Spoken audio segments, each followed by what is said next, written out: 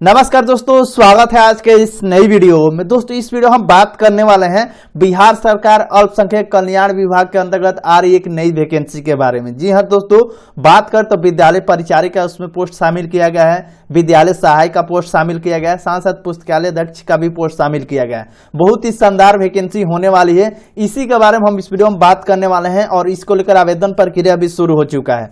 तो किस तरीके से आपको आवेदन करना है, सारी जानकारी हम आपको इस वीडियो में बताएंगे। अच्छा खासा आपको सैलरी भी मिलेगा, तो क्या इसका एजुकेशन क्वालिफिकेशन रहेगा, हर एक जानकारी हम आपको इस वीडियो में बताएंगे। तो इस वीडियो को आप एंड तक जरूर देखिएगा और वीडियो को शेयर भी कर दीजिएगा। अगर आप भी चाहते हैं बिहार में ही रहकर आप जॉब करें तो आपके लिए बहुत ही शानदार मौका है। इस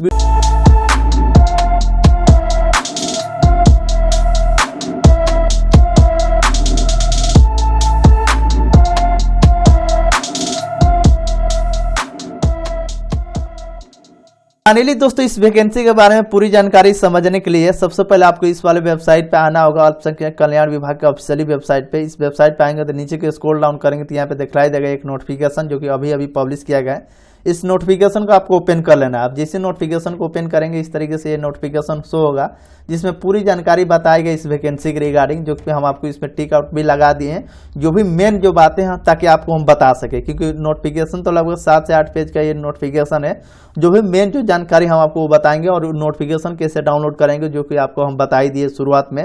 तो नोटिफिकेशन डाउनलोड कर लीजिएगा। और इसका आवेदन फॉर्म जो होता है दोस्तों, ये ऑफलाइन आवेदन होता है, जो कि आवेदन फॉर्म नीचे की ओर आपको दिया गया है, जो कि आप आवेदन फॉर्म आपको खुद से भी जमा कर सकते हैं, नहीं तो डाक जो भी पोस्ट ऑफिस के माध्यम से भी आप इसे भेज सकते हैं इसके पते पर। अब आइए इस वैकेंसी के बारे में डिटेल्स में समझते हैं कि कौन कौन से लोग इसका लाभ उठा सकते हैं, यानी कि कौन कौन से लोग इसमें आवेदन कर सकते हैं।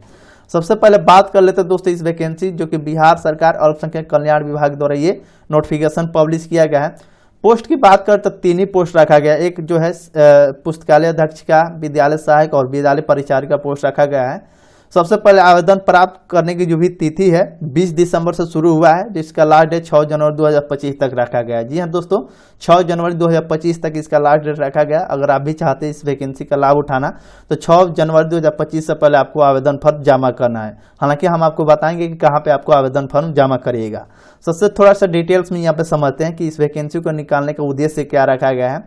बोला गया कि अल्पसंख्यक कल्याण विभाग के अंतर्गत, यानी कि जो भी अल्पसंख्यक कल्याण विभाग है इसके अंतर्गत 13 अल्पसंख्यक आवासीय विद्यालय यानी कि पूरे बिहार में अलग अलग जिलों में संचालित किया जाना है। शैक्षणिक एवं गैर शैक्षणिक पदों के लिए 4 से 81 पदों की स्वीकृति प्रदान की गई, यानी कि 13 अल्पसंख्यक आवासीय विद्यालय जो अलग अलग जिलों में बिहार के चलाए जाते हैं उसी के चलाने के लिए और बेहतर तरीके से चलाने के लिए विभाग द्वारा 4 से 81 पदों पर स्वीकृति प्रदान की गई है, जो कि वैकेंसी कराने को लेकर 4 से 81 पदों पर स्वीकृति प्रदान की गई है, जो कि वर्तमान में यानी कि अभी तत्काल में 2 जिलों में जैसे दरभंगा हो गया, किशनगंज जिले में अल्पसंख्यक आवासीय विद्यालय क्लास 9 से लेकर 12वीं तक की जो भी क्लास है उस शुरू किया जाएगा। उसके लिए जरूरी है, जो कि 2 जिलों में अभी शुरू हो चुका है, बाकी के जो आप समझ लीजिए 11 जिलों में अभी शुरू नहीं हुआ, लेकिन तत्काल अभी दरभंगा और किशनगंज में क्लास 9 से लेकर 12वीं तक की जो भी क्लासेस है शुरू किया जाना है, उसके लेकर ये वैकेंसी निकाली जा रही है। बाकी को जो 4 से 81 पोस्ट है उसमें से वैकेंसी तो निकाली जाएगी, लेकिन अभी फिलहाल 2 ही जिलों में चलाए जा रहे हैं, उसमें से वैकेंसी निकाली जा रही है। इसमें पद की बात करें तो पुस्तकालय अध्यक्ष का पोस्ट रखा गया है, जो कि 1 पोस्ट रखा गया है। विद्यालय सहायक का 4 पोस्ट रखा गया, विद्यालय परिचारिका 4 पोस्ट, यानी कि टोटल 9 पोस्ट पे वैकेंसी निकाली गई है। अभी आने वाले समय में तो 4 से 81 पोस्ट जो है इसमें तो निकाली ही जाएगी, लेकिन अभी 9 पोस्ट पे निकाली गई है। इसमें पुस्तकालय अध्यक्ष की बात करते अति पिछड़ा वर्ग के 1 रखा गया पोस्ट, और विद्यालय सहायक की बात करते गैर आरक्षित के लिए 2 पोस्ट रखा गया, अति पिछड़ा वर्ग के लिए 1, अनुसूचित जाति के लिए 1 रखा गया। वहीं विद्यालय परिचारिक के लिए 4 पोस्ट में से गैर आरक्षित के लिए 2 और अति पिछड़ा वर्ग के लिए 1, अनुसूचित जाति के लिए 1, यानी कि टोटल 9 पोस्ट पे वैकेंसी निकाला गया है। अब थोड़ा ये वैकेंसी के बारे में समझे तो दोस्तों ये कोई सरकारी जॉब नहीं है बल्कि संविदा पे है, लेकिन संविदा पे है तो भी आपके लिए बहुत ही अच्छा है, जो कि आप बहुत दिनों तक आप जॉब कर पाएंगे। और भी हम आपको बताएंगे, जो कि यहाँ पे साफ साफ बोल दिया गया है कि जो भी अल्पसंख्यक आवासीय विद्यालय में पुस्तकालय अध्यक्ष हो या विद्यालय सहायक या विद्यालय परिचारी, यानी कि तीनों पोस्ट के स्वीकृति पदों के विरुद्ध निम्नलिखित रिक्त पदों पर सामान्य प्रशासन विभाग बिहार पटना के संकल्प संहिता के दिनांक निर्धारित शर्तों और राज्य सरकार के आरक्षण नीतियों के अधीन सेवानिवृत्त कर्मियों को संविदा के आधार पर नियोजन किया जाना हेतु आवेदन लिए जा रहे हैं। यानी कि जो भी सेवानिवृत्त हैं, यानी कि जो भी इससे पहले वो जॉब कर चुके हैं लेकिन अब रिटायर हो चुके हैं, उनके लिए ये आवेदन प्रक्रिया हुआ है, यानी कि नए लोग इसमें आवेदन नहीं कर सकते हैं। सेवानिवृत्त जो कर्मी हैं उनको संविदा के आधार पर ये जॉब मिलने वाला है, कोई सरकारी नौकरी नहीं है बल्कि संविदा पर जॉब मिलने वाला है, जो कि संविदा पर भी 1-2 साल का नहीं बल्कि बहुत दिनों का आपको संविदा पर ही जॉब मिलेगा। लेकिन सेवानिवृत्त कर्मियों के लिए नए लोग इसमें आवेदन नहीं कर सकते हैं, जो कि पहले से पुस्तकालय सहायक का काम किए हैं या विद्यालय परिचारी के जॉब किए हैं या पुस्तकालय अध्यक्ष का जॉब किए हैं, उनके लिए ये मौका है। तो ये जानकारी है। अब इसमें जानकारी जो बताया गया कि जो भी उनका जो उम्र होगा, अधिकतम उम्र 65 वर्ष तक आप है, 65 वर्ष तक है तो आप इसमें आवेदन कर सकते हो, उससे कम है तो अभी आवेदन कर सकते हो। अगर 65 वर्ष से अगर आपका उम्र ज़्यादा होता है, बेशक आप पहले से भी जॉब कर चुके हैं, सेवानिवृत्त है, तो आपको इसमें चयन आवेदन नहीं कर पाएंगे। 65 वर्ष तक 65 से नीचे आपका उम्र होना चाहिए। और इसमें जब आप लगेंगे तो 2 वर्ष के लिए अथवा उक्त पद पर नियमित नियुक्ति होने तक के लिए होगा, यानी कि 2 वर्ष के लिए तो आपको कराए जाएंगे, लेकिन अधिकतम आप 65 वर्ष तक कर सकते हैं। अब किस लिए कर सकते हैं, तो उनको अगर आवश्यकता पड़ती है विभाग को तो उनको 1-1 साल के लिए उनकी जो भी सेवा है विस्तार किया जाएगा, यानी कि बढ़ाया जाएगा कि आप 2 साल और रुक जाइए, 3 साल और रुक जाइए। इसी तरह यानी कि 65 वर्ष तक आप मतलब जॉब कर पाएंगे। अगर आपका परफॉर्मेंस अच्छा रहता है तो अगर आपका काम अच्छा रहता है तो ही बढ़ाया जाएगा, नहीं तो आपको 1 साल 2 साल काम कराया जाएगा, उसके बाद आपको हटा दिया जाएगा, क्योंकि आप तो संविदा पे है, कोई गवर्नमेंट जॉब तो नहीं है, कोई एग्जाम तो आप दे नहीं रहे। इसी का अगर आपका परफॉर्मेंस अच्छा रहता है तो इसमें बढ़ा दिया। हालांकि इसमें दोस्तों निकाला ही कम ही जाता है, क्योंकि अच्छा अगर आप प्रदर्शन करते हैं तो उन पर रख लिया जाता है, जो कि 65 वर्ष तक आप जॉब कर पाएंगे। अब चौथे नंबर पर जानकारी दिया गया कि संविदा पर नियोजित हेतु सेवानिवृत्त जो होते हैं पुस्तकालय अध्यक्ष, विद्यालय सहायक, विद्यालय परिचारी, उनका सैलरी क्या रहता है। तो सैलरी के बारे में यहाँ पे साफ साफ बता दिया कि जब भी आप काम कर रहे थे, जिस जॉब कर रहे थे, उसमें प्राप्त जब आपका अंतिम वेतन था, लास्ट आपका सैलरी था, जो कि सेवानिवृत्ति के समय अंतिम वेतन जो कि महंगाई भत्ते के साथ योगफल जो राशि आपका मिल रहा था, आपका अंतिम वेतन और जो भी आपका महंगाई भत्ता था उसको जोड़ के कितना आपको सैलरी मिल रहा था, उस राशि का प्राप्त महंगाई भत्ता की राशि को घटाकर जो भी सैलरी आपको मिल रहा होगा उसके बिहेव पर आपको सैलरी दिया जाएगा। इनके लगभग बात करता है जब आप रिटायर हुए थे वो आपका सैलरी जो था उसी के रेंज में आपको सैलरी दिया जाएगा। तो आप समझ सकते हैं कि कितना आपको सैलरी हुआ होगा। विद्यालय परिचारिका, विद्यालय सहायिका, पुस्तकालय अध्यक्ष जो भी जॉब किए होंगे उनको पता होगा कि हमको सैलरी कितना मिल रहा था, तो उसी के लमसम में आपको सैलरी मिलेगा, जो कि इसमें 10,000, 12,000, 25,000 जिसका जो पोस्ट है उसके आधार पर आपको सैलरी दिए जाएंगे। जो कि इसमें जानकारी दिया है, जो कि जो सैलरी होगा सेवा पूरे काल के स्थिर रहेगा, ये जानकारी दिया गया। अब आपको पेंशन का भी लाभ इसमें दिया जाएगा, जो कि देख सकते हैं बोला गया कि सामान्य प्रशासन विभाग बिहार पटना के दिनांक 17 नवंबर 2021 के अनुसार नई जो अंशदायी पेंशन योजना से आच्छादित हैं, जो कि संविदा पर नियोजित कर्मियों के लिए निर्धारित जो मानदेय देय होगा, यानी कि आपका जो भी नियम जो बनाया गया सामान्य प्रशासन विभाग द्वारा, वो नियम के अनुसार पर आपको संविदा पर मानदेय आपको दिए जाएंगे। ठीक, पेंशन दिए जाएंगे, मानदेय पेंशन आपको मिलेगा। अब इसमें बोला गया कि आपको जब आवेदन करें तो उस परिस्थिति में आपके ऊपर कोई किसी प्रकार का गंभीर आरोप, कोई एफआईआर, कोई मामला दर्ज नहीं होना चाहिए।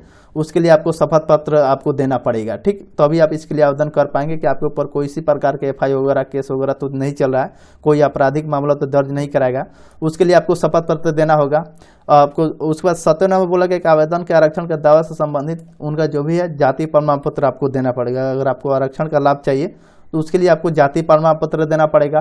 नीचे की स्क्रॉल डाउन करेंगे तो आपका जो भी है स्वास्थ्य प्रमाण पत्र भी आपको देना पड़ेगा कि आप पूरी तरीके से मेडिकल फिट है, आपको किसी प्रकार का बीमारी नहीं है, तो उसके लिए आपको स्वास्थ्य प्रमाण पत्र देना पड़ेगा। जो कि साफ साफ बता दिया गया कि चिकित्सा पदाधिकारी सह शल्य चिकित्सा पदाधिकारी द्वारा जो भी स्वास्थ्य प्रमाण पत्र है वो आपको देना पड़ेगा, जो कि अनिवार्य है और उसको अटैच करना पड़ेगा जब भी आप आवेदन करेंगे। तो ये जानकारी हो गया।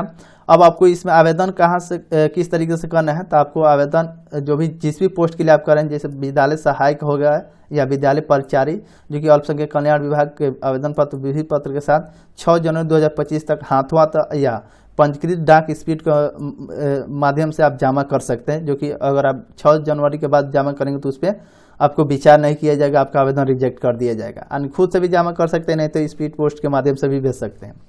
इसमें बोला गया कि 2 नंबर में बोला गया कि राज्य सरकार द्वारा निर्धारित आरक्षण नीति के अनुसार सामान्य प्रशासन विभाग के द्वारा समय समय पर निर्गत परिपत्रों के आलोक में महिलाओं, दिव्यांग, स्वतंत्रता सेनानी के पोता पोती, नाती नातिन के 37 आरक्षण भी देय होगा। अगर आप दिव्यांग हैं तो भी आप इसमें आवेदन कर सकते हैं, आपको आरक्षण का लाभ दिया जाएगा। स्वतंत्रता सेनानी है तो भी आपको आरक्षण का लाभ दिया जाएगा, तो आप इसमें आवेदन कर सकते हैं।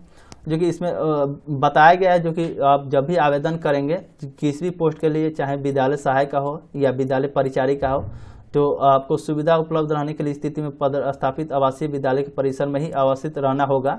आवासन की सुविधा उपलब्ध नहीं रहने पर आपका आवासीय पता एवं संपर्क दूरभाष मोबाइल नंबर विद्यालय उपलब्ध कराना होगा। यानी कि जब भी आपको इसमें जो जानकारी दिया गया कि सेवानिवृत्त जो भी पुस्तकालय अध्यक्ष के लिए आप अप्लाई कर रहे हैं या विद्यालय सहायक के लिए या विद्यालय परिचारिका के लिए को आवासन की सुविधा उपलब्ध रहने की स्थिति में पदस्थापित आवासीय विद्यालय के परिसर में ही आपको आवासित रहना होगा।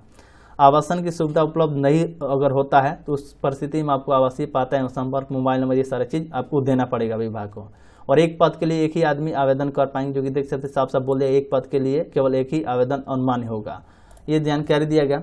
तो दोस्तों अगर आपको आवेदन करना है तो आपको सबसे पहले ये फॉर्म जो दिखलाई दे रहा है, ये वाला फॉर्म आपको भर देना है, जो कि आप साफ साफ देख सकते हैं। ये जो फॉर्म दिखलाई देगा, जिस भी पोस्ट के लिए आवेदन कर रहे हैं, चाहे वो विद्यालय सहायक का हो या विद्यालय परिचारिका या पुस्तकालय, तो उस पर टिक आउट करके पासपोर्ट साइज फोटो लगा देना है। इसमें आपका नाम सारे डिटेल्स भरकर आपको जहाँ पर इसमें बोला गया उस पते पर आपको जमा कर देना है, जो कि आप यहाँ से जानकारी देगा, जो कि हम आपको बता देते शुरू में ही दिया गया था कि इस पोस्ट पे आपको पते पर जमा करना है। तो अल्पसंख्यक कल्याण विभाग, निरसले प्रथम तल चतुर्थ ब्लॉक, पुराना सचिवालय पटना, इस पते पर आपको अब हाथों हाथ ले जाकर जमा करिए, नहीं तो जो भी है पोस्ट डाक पोस्ट के माध्यम से भी आप भेज सकते हैं। तो इस तरीके से दोस्तों आप आवेदन कर सकते हैं। उसके बाद जो भी आवेदन आएंगे उसमें शॉर्ट लिस्टेड किया जाएगा उनके द्वारा, जो भी अब इसमें तो बताया नहीं कि किस तरीके से चयन प्रक्रिया होता है, लेकिन आवेदन तो बहुत सारा आएंगे। अब जिनका ज़्यादा मार्क्स वगैरह होगा या पता नहीं इसमें किस तरीके से आधार पर चयन किया जाएगा, लेकिन बताया तो नहीं गया। अब वो तो आपको पता चलेगा, उनके द्वारा कुछ मैसेज वगैरह आएगा आपके मोबाइल नंबर पे या ईमेल आईडी जो दिए होंगे या नोटिफिकेशन जारी किया जाएगा, तो उसमें आपको पता चल जाएगा। फिलहाल ये नए लोगों के लिए नहीं है, बल्कि जो भी सेवानिवृत्त कर्मी है उनके लिए है। तो उम्मीद करता हूँ आपको पूरी जानकारी समझ में आई होगी। वीडियो यूजफुल लगा हो तो लाइक कर दीजिएगा, शेयर भी कर दीजिएगा।